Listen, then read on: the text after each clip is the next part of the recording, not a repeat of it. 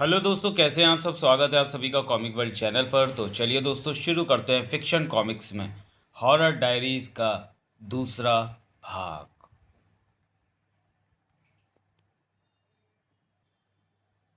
अगली कहानी, भूत। लेखक सुशांत पांडा, चित्र विकास सतपथी, कलर बसंत पांडा। हा हा हा हा हा। मैं फिर वापस आऊंगा। क्या बकवास है यार। ये हॉरर है या कॉमेडी? फिल्में बनाना राम गोपाल शर्मा के बस की बात नहीं रही अब। हाँ यार, साउथ की बी ग्रेड मूवीज़ ही बनानी चाहिए अब इसे। दिमाग का दही करती है। छोड़ो ना बॉबी। मैंने तो पहले ही कहा था कि ये बकवास है, फिर भी तुम लोगों को ये शॉर्ट मूवी देखनी थी। तभी अचानक सामने आ गया था वह अजनबी। भूत, तुम्हारे पीछे भूत है? पागल हो क्या? चल निकल भाई। मजाक करके बोर मत कर।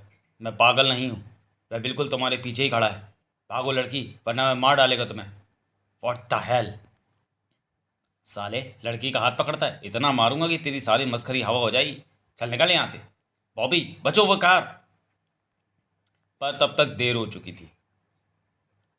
ओ माय गॉड बॉबी। ओ ये क्या हो गया? ओ रिया, जल्दी से एम्बुलेंस को फ़ोन करो, इसकी हालत बहुत ख़राब है। अब कुछ नहीं हो सकता। वह मर चुका है और उसका भूत यहाँ सामने खड़ा है। मैं भूतों को देख सकता हूँ। प्लीज़ अपनी बकवास बंद करो। समाप्त। अगली कहानी, स्टंट। कहानी मोहित शर्मा, चित्रांकन निशु चौहान और कलर्स ज्योति सिंह। सबसे ज़्यादा स्टंट्स वाला एक महत्वाकांक्षी फिल्म प्रोजेक्ट जिसकी चर्चा हर जगह चर्चा अभी से तेज़ हो गई थी। फिल्म में एक लालची बिल्डर की नज़र एक पूरे गांव की ज़मीन पर थी और जिसे हथियाने के लिए वह कुछ भी करने को तैयार था। गांव वालों की जान लेने के लिए भी। पर उसे मिलती है एक दर्दनाक मौत। प्रोडक्शन का बजट कम करने के लिए प्रोड्यूसर ने एक दूर दराज के पिछड़े गांव को चुना। शूटिंग के लिए बड़ी जगह के साथ ही फिल्म में बिना सेफ्टी इक्विपमेंट्स के खतरनाक स्टंट्स करने के लिए बहुत से भोले भाले गांव वाले बहुत ही कम पैसों में मिल गए थे। मुंबई से ही फिल्म की खबर बीच बीच में लेकर वह लालची प्रोड्यूसर निश्चिंतता से प्रोडक्शन हाउस का काम संभालने लगा। बहुत बढ़िया, ऐसे ही चलने दो। ये फिल्म तो हिट होनी ही है। बिना सेफ्टी मेजर्स के खतरनाक स्टंट करते हुए गांव वाले मारे गए, कुछ घायल हो गए। फिल्म की काफ़ी शूटिंग अभी बाकी थी और इन दुर्घटनाओं के कारण फिल्म यूनिट पर स्थानीय लोगों और पुलिस का दबाव बढ़ रहा था।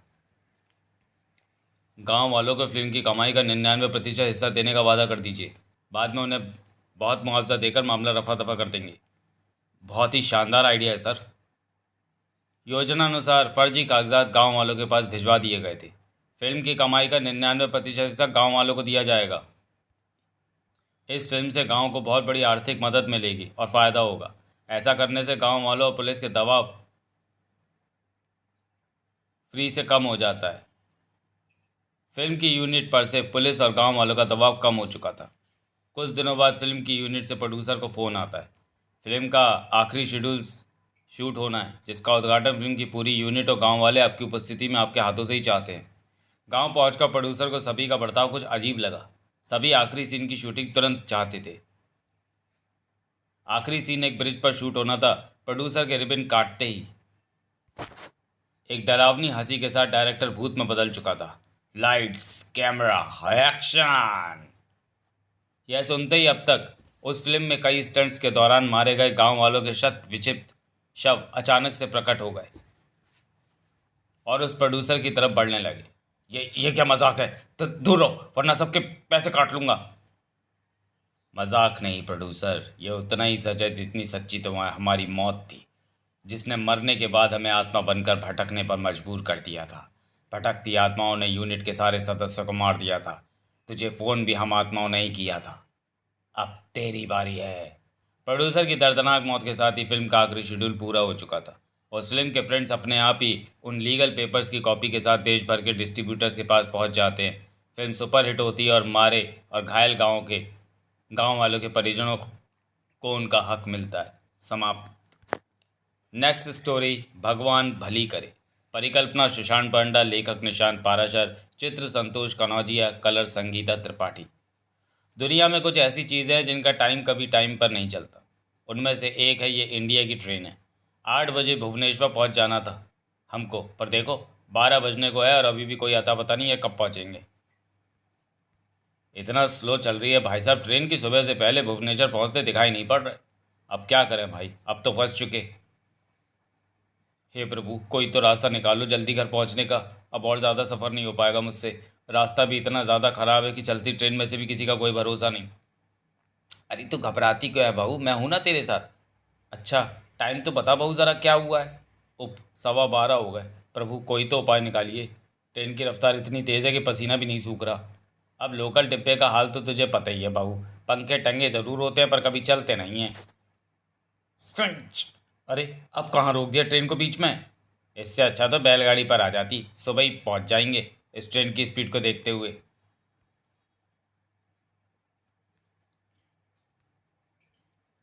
से भुवनेश्वर जा रही ट्रेन 4 घंटे की देरी से चलेगी। यहाँ से ट्रेन 4 घंटे लेट है भाइयों, आओ तब तक बाहर की हवा खा लो। ट्रेन में वैसे भी बहुत गर्मी लग रही है, उतर लो सब नीचे। 4 घंटे?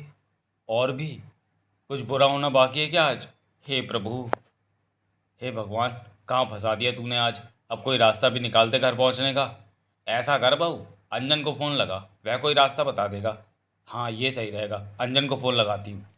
यहाँ से वैसे एक कच्चा रास्ता भी जाता है, कैसे भी करके वह पार हो जाए, फिर वहाँ से भुवनेश्वर के लिए बस मिलना मामूली बात है। अंजन भी वही बताएगा। ठीक है बेटा, मैं कोशिश करती हूँ उस कच्चे रास्ते को पार करने की। डर तो लग रहा है पर करना पड़ेगा। देखा मैंने बोला था ना। और फिर दोनों एक कच्चे रास्ते पर थी। हे ईश्वर, अब तक जो हुआ वह सब ठीक है। बस अब बिना किसी बाधा के ये रास्ता पार करा दे, तेरे नाम का प्रसाद बांटूंगी। कुछ नहीं होगा, तू तो खामखा डरती रहती है। और ये लगी 3 की बाजी, अब दिखाओ काट के। इक्के आ गए तो ज़्यादा उछल मत, ऐसे इक्कों को तो हम इतनी रात इस रास्ते से कौन जा रहा है। लगता है हमको इनकी मदद करनी चाहिए। माता जी, इतनी रात गए इस रास्ते को नहीं पार करना चाहिए आपको। रास्ता बहुत ख़राब है, आइए हम पार करा देते हैं। लाइए ये बैग भी हमें दे दीजिए, इसमें वज़न ज़्यादा है, आपसे उठेगा नहीं। नहीं नहीं, मैं उठा लूँगी और चली भी जाऊँगी, तुम रहने दो। बहू ये शक्ल से ही चोर लगते हैं, तू रुक, तू रुक मत, चलती रह। बात मानो माता जी, रास्ता सुनसान है और ऊपर से आधी रात का वक्त। कोई भी चोर लुटेरा आकर आपको लूट सकता है। मैंने कहा ना मैं चली जाऊंगी, आप रहने दो। मुझे तो तुम लोग ही लुटेरे लग रहे हो, नासपीटो, छोड़ो मेरी बहू को। अरे ऐसे कैसे नहीं दोगी बैग। चल ले, छील ले बैग को। ठहर तो ज़रा, तुम लोगों ने समझ क्या रखा है, मेरे होते हुए मेरी बहू को हाथ भी नहीं लगा पाओगे तुम। अपने समय में तुम जैसे 10-10 मुस्टंडों को अकेली पटक दिया करती थी मैं। भीमा पहलवान की बेटी हूं मैं। भागो यहाँ से झाइलो, निकम्मो, कामचोरो। ज़्यादा देर रुके तो मार मार के खाल उधेड़ दूंगी। और फिर घर पर। फिर पता नहीं कैसे बैग छीनते छीनते वो गुंडे अपने आप ज़मीन पर गिरने पड़ने लगे और भागने लगे। क्या सच में माँ, पर यह कैसे संभव है। पता नहीं बेटा, मैं तो बस इतना जानती हूँ कि ये सब ईश्वर की कृपा, बुजुर्गों के आशीर्वाद से ही हो पाया है। नेक्स्ट स्टोरी बाय पापा। परिकल्पना सुशांत, लेखक आशुतोष, चित्र दीपक, कलर ज्योति सिंह। रिश्ते नाजुक होते हैं। 45 साल की उम्र होते होते ज़िंदगी ने अनुभवों के माध्यम से इतना तो सिखाई दिया था, जीवन में सफलता का मुकाम पाने की दौड़ में कुछ महत्वपूर्ण रिश्ते पीछे छूट गए। हेलो, हेलो पापा, आज की मुलाकात याद है ना या भूल गए। रिश्ते पक्के होते हैं, ये मेरी बेटी हिना का मानना है। जब भी हम मिलते इस विषय पर अच्छी खासी चर्चा हो जाया करती थी हमारे बीच। आज की मुलाकात कैसे भूल सकता हूँ बच्चे। ठीक है, 2 बजे मैं आपको हमारी मनपसंद जगह पे मिलूंगी, टाइम पर आ जाइएगा, वादा करता हूँ। कौन ज़्यादा सही साबित होता था ये कह नहीं सकता, फ़र्क भी क्या पड़ता है। इसी बहाने मैं अपनी बेटी के चेहरे पर एक उत्साह देख लेता था, यही काफ़ी था मेरे लिए। उसे गिटार पसंद है, आज उससे मिलने जाऊंगा तो ये उसे दूंगा। इसे देखा करेगी तो याद करेगी कि पापा ने दिया था। ये गिटार कितने के दिए भाई साहब। मात्र 11,000। बहुत खूबसूरत है, पैक कर दीजिए। आज का दिन ही ऐसा है, क्योंकि क्योंकि पता नहीं अब कब उसे देख पाऊंगा मैं, कब वह दोबारा मुझसे मिलने आ पाएगी। रोमानिया जा रही है वह अपनी माँ के साथ, हमेशा के लिए। कहेगी ज़रूर कि हर साल एक बार ज़रूर आएगी मुझसे मिलने, और बेशक कोशिश भी करेगी, अपने पापा से इतना प्यार जो करती है। लेकिन ज़िंदगी की भागदौड़ कब उसे मुझसे पूरी तरह दूर कर देगी उसे खुद पता नहीं चलेगा। ये रिश्ते की नाजुकता नहीं तो और क्या है, जिसने मुझे मेरी बीवी से अलग कर दिया। मेरी अपनी बेटी से मुझे मेहमानों की तरह मिलना पड़ता रहा, और ये सब एक कागज़ के मामूली टुकड़ों ने कर दिखाया। काश मैं सब सही कर पाता। एक दर्द तो हमेशा रहेगा दिल में, लेकिन आज उस दर्द को संभालना होगा। नहीं तो उसका मन भारी हो जाएगा और वह एक नई ज़िंदगी की ओर कदम नहीं रख पाएगी। आज मैं उससे दिल खोल कर बातें करूंगा, उसे एक बाप के रूप में सब नहीं दे पाए जिसके लायक वह रही है। अपनी गलतियों की माफ़ी मांगूंगा नहीं, आज सिर्फ उसकी सुनूंगा, फिर अंत में अपनी बात कहूंगा। पता नहीं कब दोबारा उसकी उस प्यारी मधुर आवाज़ को सुन पाऊंगा, कब उसकी चंचलता देख पाऊंगा। उसने मुझे समय पर आने को कहा था, आज भगवान भी मुझे सही वक्त पर पहुंचने से रोक नहीं पाएगा। मुझे आज देर से नहीं पहुंचना, चाहे कुछ भी हो जाए। पचास जिंदगी मेरा साथ ना छोड़े। अनुभवों ने मुझे इसकी बेरहमी भी सिखाई है। अरे बाप रे! हे भगवान, जल्दी एम्बुलेंस को बुलाओ। बस भी आगे किसी खंभे से टकरा गई है। उन अंकल को संभालो जल्दी। जब चाह बढ़ जाती है तो ज़िंदगी उससे दूर करने की कोशिशें करने लगती है। परीक्षा लेती है, देखना चाहती है कि रुकावट की ताकत ज़्यादा है या पाने की चाहत। आज उस मासूम के चेहरे पर मायूसी नहीं देख सकता। आज अपना वादा नहीं तोड़ सकता मैं। उसके पापा ने उससे वादा किया है और उसका पापा अपना वादा निभाएंगे किसी भी कीमत पर। मेरी बेटी मेरा इंतज़ार कर रही है, इंतज़ार कर रही है वह अपने पापा का। आज उससे ना मिल पाया तो पता नहीं कब देखना नसीब होगा उसे। मैंने उससे वादा किया है, सब कुछ बाद में, मेरी बेटी पहले। लगता है पापा आज फिर लेट हो जाएंगे। और आज उसके पापा अपना वादा ज़रूर निभाएंगे। पापा, आप आ गए पापा। मुझे तो लगा कि मैं नहीं आऊँगा। आज भला मैं कैसे ना आता बेटे। तो तुमने जाने की तैयारी पूरी कर ली है? हाँ पापा, बस आपसे मिलना बाकी रह गया था, अब मुझे चलना चाहिए। मुझे देखने के बाद जो खुशी मैंने उसके चेहरे पर देखी, उसी खुशी को देखने का मौका दिया ज़िंदगी ने मुझे। इतनी जल्दी? हाँ पापा, सोचा तो था ढेर सारी बातें करूँगी, लेकिन मजबूरी ऐसी आ पड़ी कि जल्दी निकलना होगा। ठीक है, लेकिन इसे ले जाना मत भूलना, तुम्हारे पापा की तरफ से एक छोटा सा तोहफा। ओ पापा, ये तो बहुत सुंदर है। थोड़ा दुख हुआ कि मुझे ज़्यादा समय न मिल पाया, लेकिन खुशी भी थी कि उसे मिल तो सका, चाहे कुछ देर के लिए सही। ज़िंदगी की रुकावट मेरी चाहत के सामने घुटने टेक गई। मुझे उस एक्सीडेंट से कुछ नहीं हुआ और किसी तरह मैं अपना वादा निभाने आ पहुंचा। उस दिन मैंने कुछ और जाना जब हिना की माँ लता का फ़ोन आया। हेलो सागर, क्या हुआ लता, घबराई हुई लग रही हो? हिना हिना का एक्सीडेंट हो गया है, वह अब नहीं रही। ये क्या कह रही हो? हिना तो मेरे सामने। पापा, आपने अपना वादा निभाया पापा, भला मैं अपना कैसे तोड़ती। आपने मुझसे मिलने के लिए आज मौत को धोखा दिया, लेकिन मैं ऐसा नहीं कर पाई। उस बस के खंभे से टकराने से पहले मैंने आपको खिड़की से देखा था। आवाज़ भी लगानी चाहिए, लेकिन किस्मत कुछ और चाहती थी। मेरी हमेशा के लिए बंद होती आंखों ने आपको ज़ख्मी हालत में भी सड़क से खड़े होकर मुझसे मिलने जाने की तड़प को देखा था। इसलिए मैंने भी मौत के बाद ज़िंदगी के कुछ पल मांग लिए, सिर्फ आपको आखिरी अलविदा कहने के लिए। आज ज़िंदगी ने मुझे निशब्द कर दिया था, एक नया एहसास दिलाया था कि रिश्ते पक्के होते। सही कहती थी मेरी बेटी। समाप्त। नेक्स्ट स्टोरी, मैं बनूंगा करोड़पति। कथा व चित्र सुशांत पांडा, कलर आदित्य किशोर। तो देवियों और सज्जनों, आप और हम मिलकर खेलते हैं मैं बनूंगा करोड़पति। भैया हम भी खेलेंगे, आप मदद कीजिएगा। ओके भैया, करोड़पति खेलने की तैयारी कर रहा हूँ। कल अंग्रेज़ों के बारे में पढ़ा, वह 1857 वाले सवाल भी पूछ लेते हैं ना कभी कभी। भैया, रफ़ी के सारे गाने सुन रहा हूँ, कई बार गाना सुनाकर पूछ लेते हैं ना कि सिंगर को पहचानो। 8 बज गए, नरेश आया नहीं अभी तक। ओह, उसी का फ़ोन आ रहा है। हाँ नरेश, कहाँ रह गए, अभी तक आए नहीं? करोड़पति शुरू होने वाला है। भैया ज़रा उसलापुर निकल आए थे, आ रहे हैं वापस, किसी भी कीमत पर एपिसोड मिस नहीं करेंगे। ओह, लाइट चली गई, करोड़पति शुरू होने का समय हो गया। उफ, पूरा मूड का सत्यानाश हो जाएगा। 9 बज गए, लाइट नहीं आई। फास्टेस्ट फिंगर फर्स्ट के विजेता हैं अंबिकापुर से निशांत अग्रवाल। आइए अब हम खेलेंगे मैं बनूंगा करोड़पति। ओ शुक्र है लाइट आ गई। टीवी तो ऑन हो गया, पंखा ऑन क्यों नहीं हो रही? गर्मी लग रही है। ये क्या, सिर्फ टीवी ही चल रहा है, पंखा लाइट किसी में पावर नहीं आ रहा। मैंने टीवी बंद कर दिया फिर भी चल रहा है, स्विच ऑफ करने पर भी टीवी कैसे चल रहा है? ओ माय गॉड, स्विच निकाल दिया फिर भी टीवी ऑन ही है। बिल्कुल सही जवाब, आप जीत चुके हैं 1,80,000। 3,20,000 के लिए अगला सवाल। ओह, हूटर बज गया, अफसोस निशांत जी, आज का समय समाप्त हो गया, अब हम कल खेलेंगे। मैं बनूंगा करोड़पति खत्म होते ही टीवी बंद हो गया। दरवाज़ा अपने आप खुला और जैसे कोई चलकर दरवाजे से बाहर गया हो। क्या उसलापुर हवाई हवाई हाई उसलापुर हाईवे में नरेश का एक्सीडेंट हो गया? मौके पर इसकी मौत हो गई? तो यहाँ क्या नरेश का भूत आया था? मैं बनूंगा करोड़पति देखने। समाप्त। नेक्स्ट स्टोरी है मंजरी। परिकल्पना सुशांत पांडा, लेखक अनुराग कुमार, चित्र दीपक कुमार, कलर बसंत और अमित शर्मा। सारंगपुर मध्य प्रदेश का एक छोटा सा गांव। कहते हैं कि जितना सुंदर ये गांव है उससे कहीं ज़्यादा सुंदर यहाँ की लड़कियाँ हैं।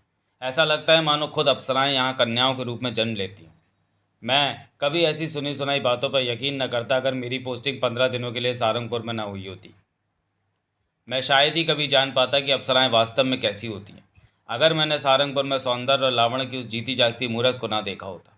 मंजरी, यही नाम था उस सुंदर अप्सरा का, जिसे देख सरकारी नौकरी करने वाला मैं बोरिंग प्रदीप वर्मा, शायर और न जाने क्या क्या बनता जा रहा था। बच्चों की तरह निश्चल थी वे, जरा जरा सी बात पर मासूम परेशान हो जाया करती थी, तो कभी बिना किसी बात के खिलखिला पड़ती। न जाने आज ऐसा क्या हो गया था जो आज उसके दिल का उबार फूट पड़ा था। मंजरी, बाबू, तुम आ गए बाबू। क्या हुआ मंजरी, तुम रो क्यों रही हो? मैंने गांव वालों से सुना है कि आप रविवार को वापस शहर लौट रहे हैं। ओह, रविवार वह दिन जब मेरा 15 दिनों का ये ट्रिप खत्म होने वाला था और मुझे हर हालत में वापस अपने शहर लौटना था, फिर से वही घिसी पिटी ज़िंदगी जीने के लिए। वहाँ ना तो कोई कवि होगा ना कोई कविता, सिर्फ और सिर्फ सरकारी माथापच्ची।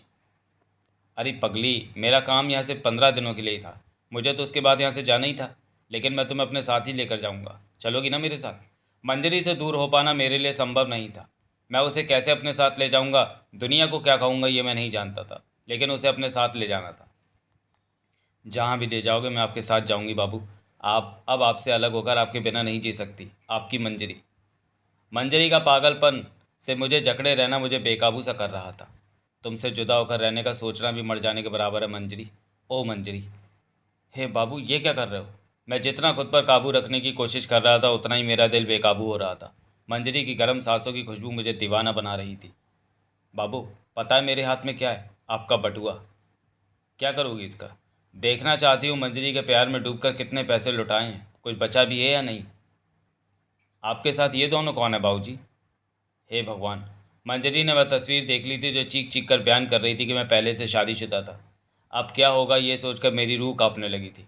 दिल पर धड़ धड़ कर हथौड़े की चोट हो रही थी। कांपती जुबान से कोई शब्द बाहर निकलने की हिम्मत ही नहीं कर पाया था।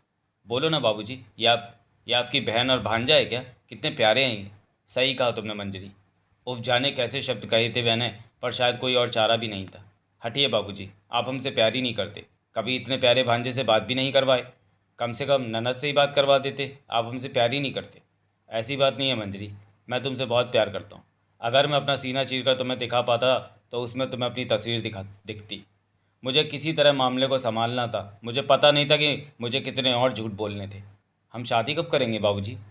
आज ही पास के गांव में हम दोनों शादी कर लेंगे और शहर में हमारा एक घर होगा, हमारे अपने बच्चे होंगे। और आपको क्या हो गया है बाबू? कुछ नहीं हुआ मंजरी, ये देखो तुम्हारे लिए मैं क्या लाया हूँ। मंजरी ने अगर मुझे रोक ना लिया होता तो शायद मेरी भावनाओं का तूफान मुझे बहा ले जाता। बाबू, तुम जब भी आते हो मेरे लिए कुछ ना कुछ लेकर आते हो। अपनी सारी कमाई क्या मुझ पर ही उड़ा देते हो? बनाने वाले ने मंजरी का एक एक अंग सलीके से गढ़ा था, इतने सुंदर पैर कि सिर्फ उन्हें देखते ही प्यार हो जाए। कुछ बचा के भी रखे हो या पूरी जेब खाली? मंजरी, क्या वक्त क्या वक्त नहीं आ गया कि हम दोनों एक दूसरे के लिए पूरी तरह समर्पित हो जाएं? मंजरी तो हमेशा से आपकी ही है बाबू, पर उफ, वह बलखाती कमर, दूधिया समतल पेट और गहराई तक अंदर धसी हुई वह नाभि अगर मेरे मन को बेईमान बना रहे थे तो भला इसमें मेरा क्या दोष था? मैं रुकना नहीं चाहता था, लेकिन लेकिन हम दोनों के एक होने का समय नहीं आया है। मैं इतनी जल्दबाजी नहीं चाहता था, पर शायद उस वक्त मेरा खुद पर नियंत्रण ही नहीं था। मेरे संयम का संपूर्ण दम्भ साक्षात रति के उस अवतार के सामने हवा हो चुका था। नाभि कूप में महकता रस किसी सोमरस से भी अधिक नशीला था। और जब इस मंजरी से मन भर जाएगा और आप किसी और की बाहों में होंगे तो इस मंजरी को अपनी बहन बता देंगे, है ना बाबू जी? ये तुम क्या कह रही हो मंजरी? मंजरी ने शायद मेरी चोरी पकड़ ली थी। तुम बहुत प्यार करते हो ना मंजरी से? सीना चीर के दिखाने पर उसमें मेरी तस्वीर नजर आएगी। लाओ, चीर के देखती हूँ तुम्हारा सीना। उफ, सुंदर मासूम निश्चल नादान मंजरी का वह कैसा रूप था। कोई तस्वीर नहीं है, सिर्फ एक काला दिल है जो किसी भी पराई खूबसूरत लड़की को देख मचल जाता है। शायद सच ही कहा मंजरी ने। अगले दिन, ओह, मंजरी की आत्मा ने एक और शहरी को अपना शिकार बना लिया। समाप्त। नेक्स्ट स्टोरी है डेडली मेडली प्रैंक। कथा एवं चित्र शशांक पांडा, रंग बसंत पांडा। हाँ निक्की, जानू मैं आ जाऊँगा, तुम बस अपना ख्याल रखना और दीपक से ज़रा दूर रहना, आजकल वो तुम्हारे करीब आने की कोशिश बहुत कर रहा है। हा हा हा हा हा हा हा। ओ माय गॉड, क्यों डर गए ना? अबे और क्या, मैं शो का डायरेक्टर हूँ यार, मुझे तो बख्श दो। दोस्तों, आज हम करने जा रहे हैं स्कैरी प्रैंक। सो गाइस, हम हैं राजीव दोषी और तापस चौटा। आपका पसंदीदा डेडली मेडली प्रैंक चैनल वापस आ गया है लेकर एक बेहद स्कैरी, भयानक और डरावना प्रैंक। कमज़ोर दिल वाले इस प्रैंक को ना देखें। आधे घंटे बाद एक्ट शुरू होता है। ओह, पॉजिटिव ब्लड चाहिए क्या? Good good. पोजीशन, बकरे आ गए, रेडी फॉर एक्शन। ये क्या है? ये क्या करने जा रहा है? हा हा हा हा हा हा, फड़ाक। समाज सेवा के लिए ब्लड डोनेट। हा हा हा हा हा। एक्सीलेंट शॉट, बहुत खतरनाक था। यप, अब दौड़ाओ इनको भी। Oh my God, oh my God. हा हा हा हा। Oh God, help me please. Excellent shot, very good Rajiv. बस बस लौट आओ, इतनी दूर तक दौड़ाने की ज़रूरत नहीं है। यार ये राजीव इतनी दूर तक क्यों चला गया, अभी तक नहीं लौटा? हमें तो यहीं तक शूट करना था। हमें और आधे घंटे का वीडियो तैयार करना है, दूसरे बकरे आ जाएंगे। शायद ज़्यादा ही जोश में आ गया होगा, फ़ोन करके बुला लो बॉस। फोकट में समय ख़राब किया है, इन ज़्यादा टैलेंटेड लोगों की यही दिक्कत है। ट्रिन ट्रिन। ये राजीव का फ़ोन पुतले के पास क्यों बज रहा है? ओ गॉड, ओ गॉड, ये पुतला नहीं है, ये असली लाश है। इसके हाथ में ये घड़ी, ये तो राजीव की लाश है। ओह हे भगवान, फिर जोकर के वेश में कौन है? असली क्लाउन किलर, जो तुम लोगों की तरह नकली नहीं है। No no please. Mad dad. हा हा हा हा हा। Scene cut. समाप्त।